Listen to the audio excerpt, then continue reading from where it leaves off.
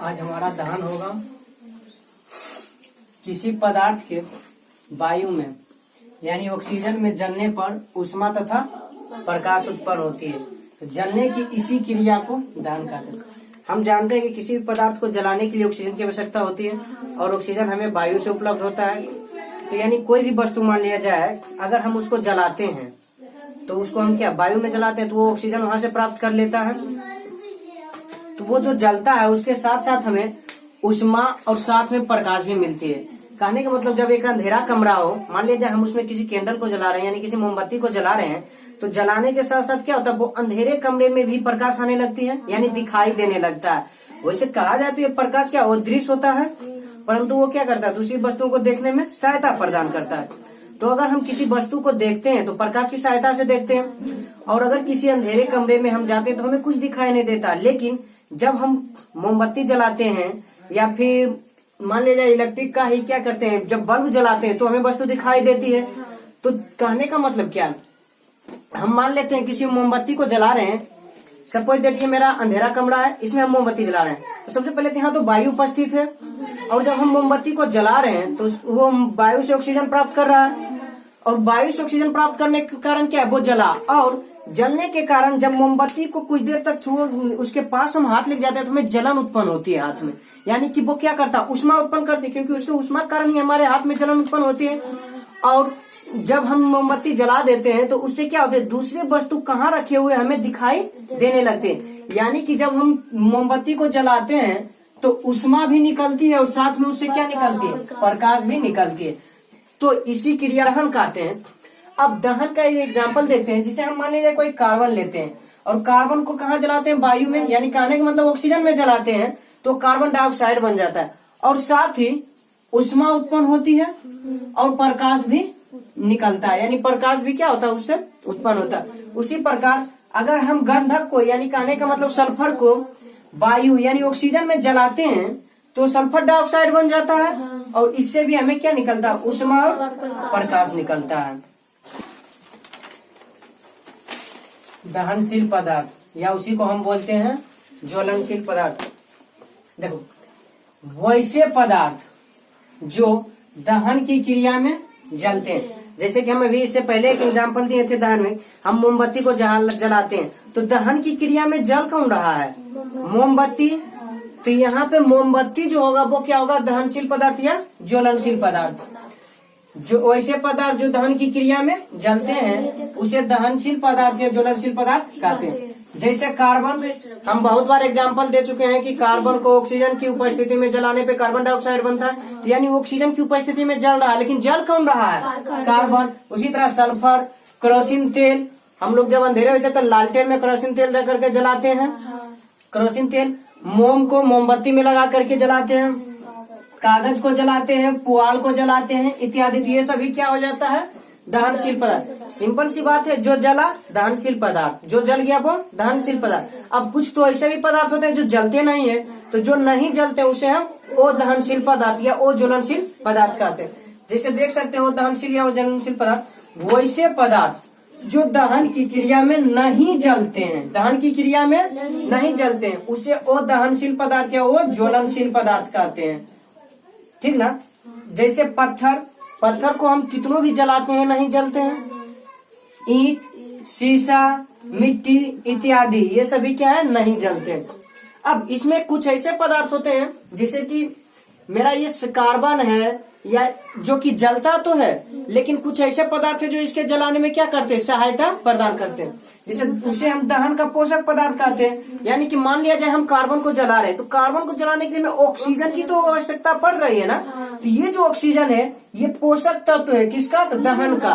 किसका, दहन का पोषक तत्व। जैसे एग्जाम्पल के लिए हम लोग क्या करते हैं, हम लोग कोई भी काम करते हैं तो उसके लिए हमें खाने की आवश्यकता पड़ती है, तो हम खाना खाते हैं। तो खाना जो खाते हैं उससे जो प्रोटीन निकलता है वो क्या है, हमारा पोषक तत्व होता है, वो हमारे लिए पोषक पदार्थ होते हैं। उसी तरह जलने के लिए ऑक्सीजन इसका क्या है, पोषक पदार्थ। अब जैसे वैसे पदार्थ जो दहन की क्रिया में सहायता प्रदान करते हैं, जो दहन की क्रिया में सहायता प्रदान करते हैं, उसे ही दहन का क्या कहते हैं, पोषक पदार्थ कहते हैं। जैसे हम जानते हैं वायु में बहुत सारा गैस भी मिला हुआ रहता है, तो वायु से भी जलता है। ऑक्सीजन, वैसे वायु कहने पे मेरा ऑक्सीजन आ ही गया, लेकिन ऑक्सीजन, नाइट्रोजन, नाइट्रोजन बहुत कम ऐसे पदार्थ होते हैं जो नाइट्रोजन में भी जलते हैं, लेकिन नाइट्रोजन में भी जलते हैं। साथ में क्लोरीन, क्लोरीन में भी क्या कुछ पदार्थ जलते हैं। अब दहन का पोषक तत्व, तो दहन का पोषक तत्व क्या होगा, वैसे जो जलने की क्रिया में क्या करती है, सहायता प्रदान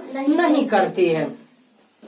वैसे पदार्थ जो दहन की क्रिया में सहायता प्रदान नहीं करती है, उसे ही हम कहते हैं दहन का अपोषक पदार्थ। जैसे कार्बन, गंधक, मैग्नीशियम।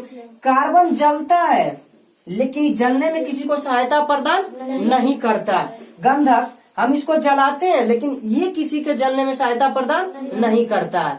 यानी जो जल गया दहनशील पदार्थ, जो सहायता प्रदान किया दहन का पोषक पदार्थ, जो नहीं जला वो दहनशील पदार्थ, और जो सहायता नहीं किया वो पोषक पदार्थ।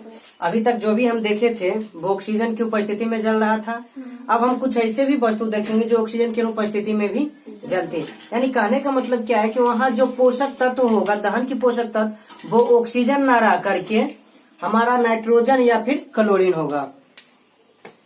तो ऑक्सीजन की अनुपस्थिति में दहन, दहन की क्रिया प्रायः वायु या ऑक्सीजन की उपस्थिति में होती है। और हम लोग अभी देखे भी थे अभी तक कि जितने भी वस्तुएं जल रहे थे, चाहे वो कार्बन हो या सल्फर हो, सभी के सभी क्या था, ऑक्सीजन की उपस्थिति में, यानी ऑक्सीजन के साथ जल रही थी। लेकिन अब कुछ ऐसे वस्तुएं देखेंगे जो ऑक्सीजन की उपस्थिति में नहीं जलती है, यानी ऑक्सीजन की अनुपस्थिति में जलती है। लेकिन कुछ ऐसे पदार्थ होते हैं जो ऑक्सीजन की अनुपस्थिति में भी जलते हैं, ऑक्सीजन की अनुपस्थिति में भी जलते हैं, अर्थात ऑक्सीजन की अनुपस्थिति में भी दहन संभव। इस तरह का क्वेश्चन पूछेगा, क्या ऑक्सीजन की अनुपस्थिति में दहन संभव है, तो आंसर क्या देंगे, हाँ। अगर ये कहे कैसे समझाइए या स्पष्ट कीजिए, तो फिर हम इन एग्जाम्पलों द्वारा उनको क्या करेंगे, स्पष्ट करेंगे। जैसे मैग्नीशियम धातु, हम जानते हैं कि मैग्नीशियम क्या है, एक धातु है जिसका संकेत क्या होता है, Mg, और इसका परमाणु संख्या 12, और 12 क्या एक सम संख्या है। तो सम संख्या रहने पर जब इसका परमाणु द्रव्यमान निकालेंगे तो क्या कर देंगे, 2 से गुना कर देंगे, यानी 24 हो जाएगा। साथ में अगर बात करें मैग्नीशियम का, तो ये कितना वर्ग 2 का धातु है ना। मांगे Mg, बेटा मांगे Mg। तो देखो नाइट्रोजन में जल करके मैग्नीशियम नाइट्राइड, मैग्नीशियम को जब हम मैग्नीशियम धातु को कहाँ जलाते हैं, नाइट्रोजन में जलाते हैं, तो मैग्नीशियम नाइट्राइड बनती है। और साथ ही जिस तरह हम ऑक्सीजन में जलाते थे तो उष्मा और साथ में प्रकाश निकलती थी, उसी तरह यहाँ भी उष्मा और प्रकाश भी उत्पन्न होती है, यानी निकलती है। जिसे हम देख सकते हैं कि मैग्नीशियम है, इसको हम कहाँ जला रहे हैं, नाइट्रोजन में। तो ये जो मेरा बन रहा है Mg3N2, ये क्या है मेरा मैग्नीशियम, यही है मेरा मैग्नीशियम नाइट्राइड। और साथ में मेरा क्या निकल रहा है, उष्मा और प्रकाश। यानी कहने का मतलब क्या है, जब मैग्नीशियम को हम नाइट्रोजन की उपस्थिति में जलाएंगे तो उसके समीप भी अगर हम अपना हाथ लेके जाएंगे तो अपने हाथ में क्या होगा, जलन उत्पन्न होगा, और साथ में उससे भी हमें दूसरी वस्तु क्या करेगी, दिखाई देगी। अगला हम देखते हैं, जब वो जलती हुई मोमबत्ती होगी, यानी मोमबत्ती को हम जला लेते हैं। अब मोमबत्ती को जला रहे थे, ऑक्सीजन में ही जल रहा है। जलती हुई मोमबत्ती को क्लोरीन गैस से भरे गैस जार में, कहने का मतलब क्या कि जिसमें हम हर चीज को रखने के लिए एक अलग पात्र होता है, उसी तरह गैस को रखने के लिए क्या है, एक अलग पात्र होता है जिसको हम गैस जार कह रहे हैं। अब हम बात करते हैं एलपीजी का, मतलब द्रवीभूत petroleum gas, liquid petroleum gas का, तो उसके लिए एक अलग पात्र होता है जिसे हम सिलेंडर कहते हैं। तो उसी तरह यहाँ क्लोरीन गैस है जिसको कहाँ रखा जा रहा है, गैस जार में। तो जलती हुई मोमबत्ती को, यानी मोमबत्ती को जला लिए तो ऑक्सीजन की उपस्थिति में जला है, और उसी को क्लोरीन गैस से भरे जार में, यानी एक पात्र है, एक जार है जिसमें क्लोरीन गैस भरा हुआ है, में ले जाते हैं, तब भी मोमबत्ती जलती रहती है। यानी कहने का मतलब क्या है कि अगर हम वही जलती हुई मोमबत्ती को कार्बन से भरे पात्र में ले जाएंगे तो वो क्या हो जाएगा, बुझ जाएगा, क्योंकि वहाँ कार्बन की क्या मात्रा अधिक हो जाएगी, तो अधिक होने के कारण बुझ जाएगी। लेकिन जब हम क्लोरीन गैस के पात्र में ले जा रहे हैं तो यहाँ भी तो क्लोरीन की मात्रा अधिक हो जाएगी, लेकिन फिर भी वो क्या है, तब भी जलती रह जाती है, और इससे काला धुआं क्या होता है, निकलने लगता है। कहने का मतलब क्या है कि देखना, जब हम किसी रबर को जलाते हैं या साइकिल ट्यूब ये सब को जलाते हैं, देखो कि अधिक मात्रा में काला धुआं निकलता है। या प्लास्टिक को जलाते हैं तो अधिक मात्रा में काला धुआं निकलता है। रियल में वो जो काला धुआं निकलता है वो कुछ और नहीं बल्कि कार्बन रहता है हमारा। क्या रहता है? कार्बन। ये जो काला धुआं है वो हमारा कार्बन रहता है। तो जब हम नाइट्रोजन में जलाते हैं मोमबत्ती को तो काला धुआं निकलता है, यानी मोमबत्ती नहीं बुझती है। अगर वही हम कार्बन में लेके जाकर कार्बन डाइऑक्साइड में अगर हम मोमबत्ती को जलाएंगे तो क्या होगी? बुझ जाएगी। लेकिन यहाँ क्लोरीन में जलाने पे क्या हो रहा है? बुझ नहीं रही है। और इस गैस जार में जो मोमबत्ती का दहन क्लोरीन की उपस्थिति में हो रहा है। इस गैस जार में जो हम मोमबत्ती को जला रहे हैं वो कहाँ हो रहा है? क्लोरीन की उपस्थिति, यानी क्लोरीन की उपस्थिति में हो रहा है। यहाँ ऑक्सीजन की उपस्थिति में हो रहा है, क्योंकि यहाँ ऑक्सीजन नहीं बल्कि क्लोरीन उसका पोषक तत्व बना हुआ है। जैसे देख सकते हो C15 और H52, ये जो है सॉरी C25 होगा, 15 नहीं, C25 और H52 जो है ये हमारा मोमबत्ती का क्या है? रासायनिक सूत्र है। और इसका रासायनिक नाम क्या है? पेंटाकोरेशन। पेंटाकोरेशन समझ में आया? मोमबत्ती को यानी केमिस्ट्री के भाषा में पेंटाकोरेशन बोलते हैं और घरेलू भाषा में मोमबत्ती बोलते हैं। और इसी को केमिस्ट्री के जो होता है रासायनिक सूत्र उसमें क्या लिखते हैं? C25H52। और इसी को जब क्लोरीन के साथ अभिक्रिया कराते हैं यानी क्लोरीन जार में लेके गए तो क्या बन गया मेरा? कार्बन। काला धुआं जो था वही कार्बन था और साथ में हाइड्रोक्लोरिक अम्ल का निर्माण हुआ। हाइड्रोक्लोरिक अम्ल का। दहन के लिए आवश्यक शर्तें यानी आवश्यक पदार्थ या आवश्यक वस्तु, यानी कहने का मतलब किसी भी वस्तु को जलाने के लिए हमें क्या क्या चीज की आवश्यकता होगी या हमें किस चीज को वहाँ पे उपस्थित करना है। दहन की क्रिया के लिए निम्नलिखित 3 आवश्यक शर्तें या पदार्थ की उपस्थिति अनिवार्य। यानी दहन यानी किसी भी चीज को जलाने के लिए कम से कम 3 पदार्थ यानी 3 वस्तु का होना जरूरी है। जैसे हम कह सकते हैं दहनशील पदार्थ। मान लिया जाए हम किसी चीज को जलाने के लिए गए तो हमें पहले पता तो होना चाहिए कि वो जल सकता है कि नहीं जल सकता है। अब मान लिया जाए हम कहीं जाए बोले पूरे पहाड़ में आग लगाने के लिए, पता रहे पत्थर का होता है, अब पत्थर में आग लगा दे तो लगेगा नहीं। तो हमें पता तो होना चाहिए कि हम जिस चीज को जलाने जा रहे हैं वो जलता है या नहीं। दूसरा है कि दहन की पोषक पदार्थ, हमें ये तो पता होना चाहिए कि हम जिस चीज को जला रहे हैं उसे जलने के लिए क्या क्या चीज की आवश्यकता होती है। कहने का मतलब क्या, अगर कहीं लड़ाई हो जाए, सपोज एक बॉर्डर पे लड़ाई हो और सब सैनिक को भेज दे, उसे पिस्तौल ही ना दे, वो कभी जीत पाएगा लड़ाई? वो तो मर जाएगा। तो यानी कि उसे पता तो हो कि लड़ाई में हमें किस चीज की आवश्यकता होगी। उसी तरह यहाँ भी पता तो हो कि अगर हम किसी वस्तु को जला रहे हैं तो उसे जलाने के लिए क्या क्या चीज हमें चाहिए। उसके बाद तीसरा है कि ज्वलन ताप की प्राप्ति। ज्वलन ताप की प्राप्ति यानी कहने का मतलब है कि अगर हम किस वस्तु को कितना उष्मा दें कि वो जलने लगेगा, हमें इस चीज की भी जानकारी होनी चाहिए। कहने का मतलब क्या है, अगर हम कोई कागज के टुकड़े को लेते हैं तुरंत जलाते हैं तुरंत जल जाती है, लेकिन वही किसी लकड़ी के गुटके को, यानी लकड़ी का गुटका मतलब ये जो मोटा लकड़ी होता है बना हुआ, उसको अगर हम जलाएंगे तो क्या तुरंत जितना तेजी में कागज जल जाता है क्या उतना तेजी में वो जलता है? नहीं, उसे जलने के लिए अधिक समय लगता है, यानी उसे अधिक उष्मा की आवश्यकता होती है। इसीलिए हमें सबसे पहले क्या है, जिस पदार्थ को जलाना है उसकी आवश्यकता होनी चाहिए यानी उसकी उपस्थिति। दूसरा है कि हम जिस पदार्थ जला रहे हैं और उसे जलाने के लिए उसके आवश्यक पदार्थ क्या है हमें ये भी पता होना चाहिए। और तीसरा है कि ज्वलन ताप की प्राप्ति, यानी किस ताप, कितना ताप हम उसमें दें कि वो जलने लगे, हमें इस चीज की भी पता होना चाहिए। अब कहने का मतलब मेरा ये समझ कि मान लीजिए लड़ने के लिए पुलिस को भेज दिया गया, उसे बंदूक भी दे दी गए लेकिन उसको गोली ही ना दे तो क्या फायदा, बंदूक तो एक ऐसा है हाथे में खड़ी रह जाएगा। तो उसी तरह तो पहला मेरा क्या है, दहनशील पदार्थ, यानी दहनशील पदार्थ या हम कहें ज्वलनशील पदार्थ, यानी कि वैसा पदार्थ जो क्या हो कि जलता हो, यानी जिसमें जलाने पे क्या है कि उष्मा और प्रकाश उत्पन्न हो, यानी जो दहन की क्रिया में भाग लेता हो। सिंपल सी बात अगर कहें तो वैसे पदार्थ जिसमें क्या दहन की क्रिया होती हो। अब किसी पदार्थ का दहन तभी संभव हो सकता है जब वह पदार्थ दहनशील पदार्थ हो, यानी तभी वो पदार्थ जलेगा जब वो जलने वाला पदार्थ होगा। कहने का मतलब क्या है कि अगर हम मान लिया जाए मोमबत्ती को लेके जाए या फिर कार्बन को लेके जाए, सल्फर को जलाए तो ये सब जल जाएगा। लेकिन अगर उसके जगह पे हम मान लीजिए सीमेंट को लेके जाते हैं, ईंट को लेके जाते हैं, मिट्टी को लेके जाते हैं, तो ये सब तो नहीं जलेगा ना। तो यानी इस सब पदार्थ को जलाने से हमें कोई फायदा नहीं होने वाला, क्योंकि वो जलेगा नहीं। यही कारण है कि जहां भी कहीं आग लगी है वहां से दहनशील पदार्थ को शीघ्र अतिशीघ्र यानी जल्दी से जल्दी हटा दिया जाता, अन्यथा आग की लपेट दूर तक फैल जाएगी। कहने का मतलब क्या है, मान लिया जाए यहाँ पे आग लगी हो, तो अब आग जब लग जाती है तो उसके पश्चात हम लोग क्या करते हैं, जो जो जलने वाला पदार्थ होता है पहले उसको हटा देते हैं। एक तरफ से आग बुझाया जाता है तो दूसरी तरफ से उसे पदार्थ को निकाला जाता है जो कि जलने वाला। अब समझ लिया जाए कि अगर हम निकाले ही नहीं, सपोज दैट हम मान लेते हैं कि मेरा एक कमरा है, यहाँ पे आग लग गई है, अब इसके बगल में सब ज्वलनशील पदार्थ रखा हुआ है, अगर हम नहीं हटाएंगे तो इसके बाद यहाँ से इसे करके पूरा कमरा में आग फैल जाएगी। तो इसी को हम रोकने के लिए क्या करते हैं, ये सब जो पदार्थ इसको क्या करते हैं, यहाँ से दूसरी जगह हटा देते हैं, दूसरी जगह इसको शिफ्ट कर देते हैं, उसको बुझाते हैं। समझ में आया। दूसरा हमारा क्या था, दहन का पोषक पदार्थ। जब हम किसी भी मोमबत्ती को कमरे में जलाते हैं, मोमबत्ती की जगह हम कुछ भी ले सकते हैं, हम इसको कुछ 3-4 एग्जाम्पल के द्वारा समझते हैं कि किसी भी वस्तु को जलाने के लिए दहन का जो पोषक पदार्थ होता है, जैसे ऑक्सीजन हो, नाइट्रोजन हो या क्लोरीन हो, कैसे आवश्यक है।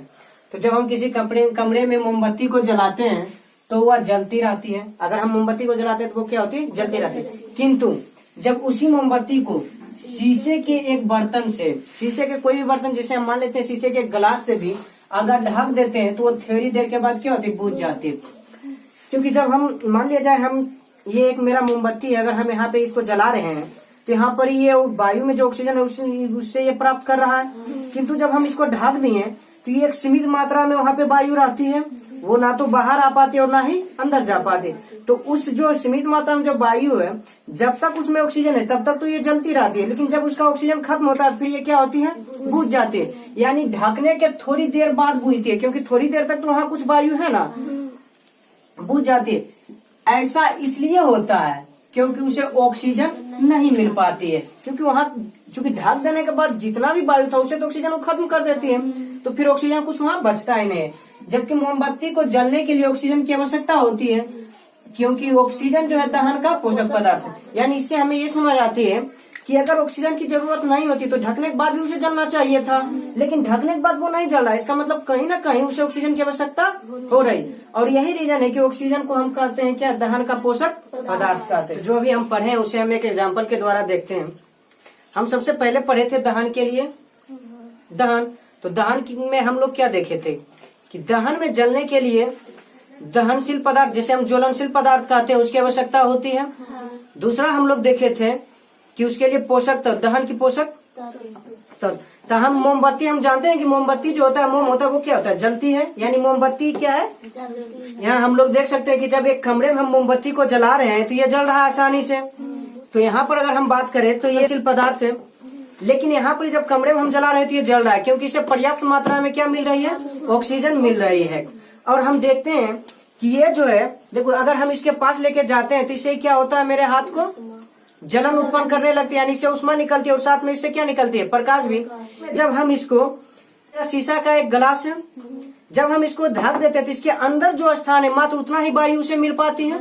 और अगर हम इसको ढक दिए तो कहीं ना कहीं देखते हैं कि हम बुझ गया है, ये बुझ गया है ना। ऐसा क्यों हुआ, ऐसा इसलिए हुआ क्योंकि जब हम इसे ढक दिए तो इसके अंदर जितने भी वायु थे उससे जो ऑक्सीजन जब तक था तब तक वो जला, क्योंकि छोटा सा वस्तु था इसलिए कम वायु था, वो ऑक्सीजन मिला इसे, इसलिए क्या हुआ, बुझ गया। लेकिन छोड़ने के बाद पूरा जलने लगा, मतलब क्या, इसे जलने के लिए क्या चीज की आवश्यकता होती है, ऑक्सीजन की। दूसरा हम देखते हैं लैंप के शीशे। लैंप मान लीजिए देखते हैं कि हम इस तरह का अगर बना हुआ हो तो इसमें एक शीशा लगता है इस तरह का, जिसका मुंह इस तरह से रहता है, ठीक ना।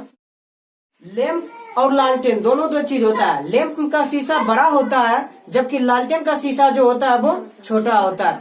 तो हम देखते हैं कि लैंप का जो ऊपर का मुंह रहता है खुला हुआ रहता है। ये मुंह इसलिए खुला रहता है कि इसे जो जलने के लिए, यानी इसे जो जलने के लिए जो ऑक्सीजन चाहिए वो कहाँ से ग्रहण कर लेता है, ऊपर से। ये ऊपर से क्या करता है, ऑक्सीजन प्राप्त कर लेता है। और नीचे के इस भाग में केरोसिन तेल रहता है, और ये केरोसिन तेल क्या, एक मोमबत्ती बत्ती के द्वारा जुड़ा हुआ इससे रहता है, ठीक ना। तो ऊपरी हिस्सा क्या रहता है, इसका खुला हुआ। यह हम बात लालटेन का करें जिसमें छोटा शीशा रहता है, उसमें क्या अनेक छिद्र बने रहते हैं, यानी इसका ये मुंह जो है ये इस तरह से करके क्या आता है, ढका हुआ रहता है। लेकिन ढके हुए कारण भी इसके बीच में इस तरह से करके अनेक छिद्र बना हुआ रहता है। ऐसा इसलिए होता है ताकि बत्ती को जलने के लिए पर्याप्त मात्रा में जितना यानी कि उसको ऑक्सीजन चाहिए वो मिल सके। इस तरह का क्वेश्चन कर सकता है कि लैंप की शीशे का ऊपरी हिस्सा क्यों खुला रहता है, या फिर लालटेन के में अनेक छिद्र पाए जाते हैं, ऐसा क्यों? तो हम बता सकते हैं ऐसा इसलिए ताकि उसे पर्याप्त मात्रा में ऑक्सीजन मिल सके, क्योंकि ऑक्सीजन जो है वो क्या है, दहन का पोषक पदार्थ है।